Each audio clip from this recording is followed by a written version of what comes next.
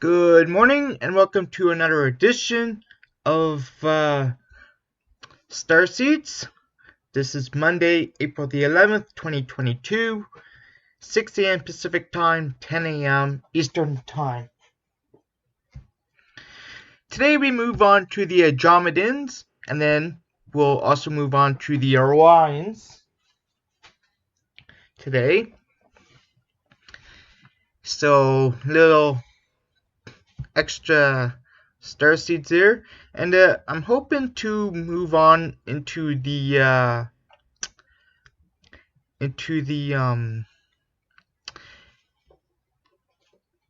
indigo, crystal, and rainbow children as well. But the Orion starseeds is going to take a little longer, so we'll see if we have time for that today. But first, we'll start with the Andromedan today, and this will be a really good episode on these starseeds. So, Earth's galactic neighbor is only 2.5 million light years away. Yes, 2.5 million light years away. That may sound far, but it's actually pretty close. The Andromedans are an incredibly loving, gentle, and very telepathic race originating from the spiral-shaped galaxy of Andromeda, also known as sometimes as M31. Now, they have pure energy, almost childlike based on my interaction with them during some meditations, and I like to call them the children of the earth for this reason. Now, around 800,000 Andromedan souls do exist here on earth today, which is tiny in comparison to all the other races that are in the that's pretty much in the millions instead of hundreds of thousands. They are known as the Quiet Warriors, playing important roles whilst attracting little to no attention to themselves. Their purpose is that they don't serve a soul group mission or purpose, but rather are placed on Earth to serve a very, very specific purpose only known to themselves. Now, fortunate Andromedans are extremely gifted at assessing the Akashic records, which can help an Andromedan starseed discover their true purpose after their reincarnation. And of course, if you have been listening to us before, you know that we have talked quite a bit before about reincarnation. Andromedans need to take time to adjust to Earth as well, as they naturally exist in forms of up to the 12th dimension. Andromedans find it difficult to match the Earth's heavy and dense frequency because of how low the frequency is on Earth. Now, this change frequently affects the ease of which the Andromedans can incarnate on Earth. And so this means they only retain a small percentage of their true energy, which can be startling for some Andromedans. And despite this, they are incredibly heart-centered and are masters of anything art and science related. Now, this balance between the right and left hemispheres in the brain gives them a unique position in the universe, but they may feel a tug of war during their waking lives about what they are supposed to do versus what they want to do. This they find very difficult. So, if you're a starseed, here are quite a few of the Andromedan starseed traits. They may or may not be drawn to Andromeda. They know they have a purpose but might not know what it is. They have a light or white aura. They act childlike, innocent but not childish. They are introverted. They are observers. They tend to blend into the background whilst they watch others. They are true freedom seekers. They are empathic, but they guard emotions due to previous trauma and conflict. They have a strong desire to travel the world or visit one place in particular. Excuse me. They are very creative, but also logical beings.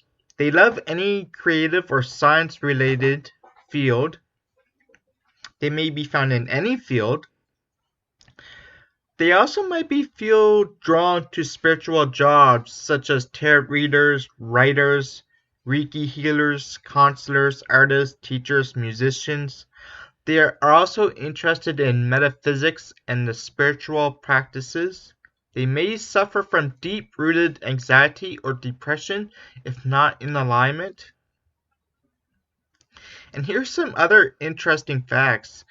Their strong telepathic abilities open up new energetic pathways between galaxies. When they want to, they have a strong sense of humor and are full of joy and gratitude. And they have a magnetic aura which puts Earth souls at ease.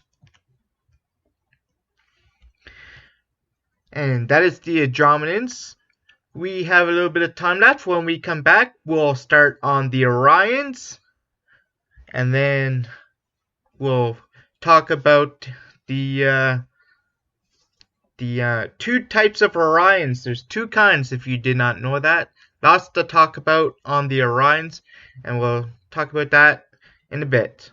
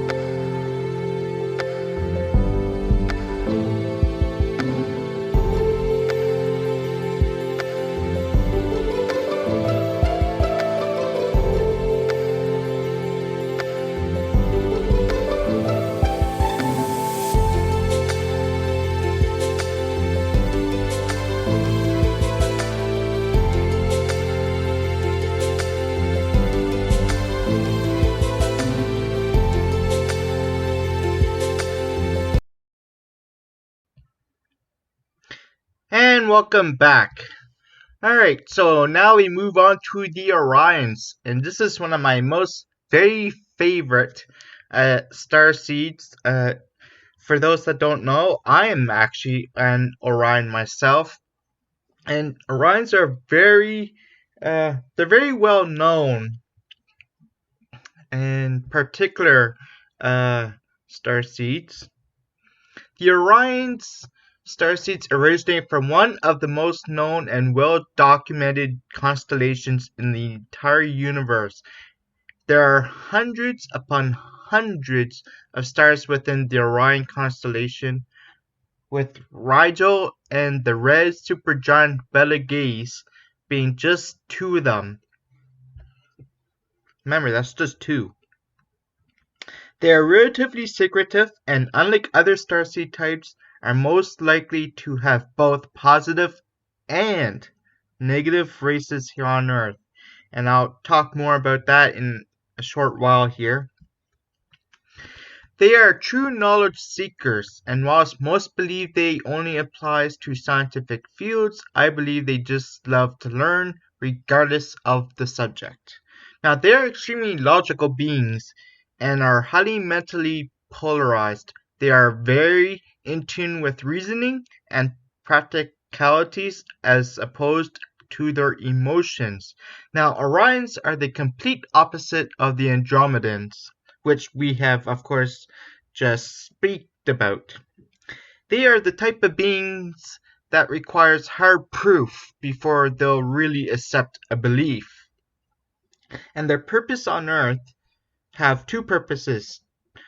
One is to help improve our civilization's knowledge in the fields such as science, technology, and medicine, while their personal spiritual mission is to open their heart center and learn to be more trusting and more loving. Not all Orion starseeds are the same though. Have you ever heard of the Mentakans?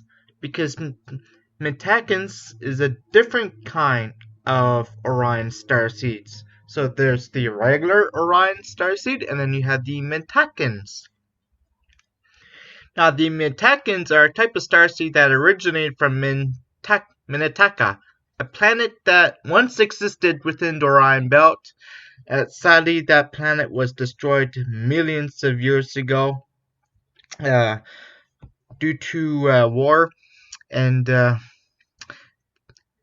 they once existed within Orion Belt, and they are thought to be the original light workers and are only here solely to teach us the value of potential and the potential in ourselves, the potential in others, and the potential of life. Now, Mintaka no longer exists, so it is believed this is why Mintakans, if they do still exist on Earth, feel even more homesick than other starseed types. And remember when I said Orions have bad races too? Well, Greys, of course you might have heard about Greys, a particular subrace of Orions are said to be stuck here, reincarnating on Earth after life, and this is due to their karma cycle and their interference with Earth beings in a previous past life. Now, they are believed to have traumatized and hurt humans, which galactically means they are stuck here karmically. To clarify, Orions aren't a bad starseed type, they are just different from other starseeds in the way they think and function. So, Orion starseed traits, they are drawn to Orion constellation. They are compassionate activists about being things they are interested in, very task-oriented and love their work, most likely to be entrepreneurs. They dream of inspiring and leading others. They're true knowledge seekers. They love to learn. They are the jack of all trades. They have a lot of knowledge about a lot of topics. They often incarnate as earth signs Virgo, Taurus, or Capricorn. They're interested in science, biology, chemistry, physics, and astronomy. They're calm and adjusted. They very rarely get angry or show outbursts of emotion, and they unintentionally may come off as cold, but they also hold logic above all else as well. Now, we're going to take a quick break, and when we come back, we're going to have another part to this episode where we're going to finally talk about the Mintakan starseed traits. So don't go away, we'll be right back.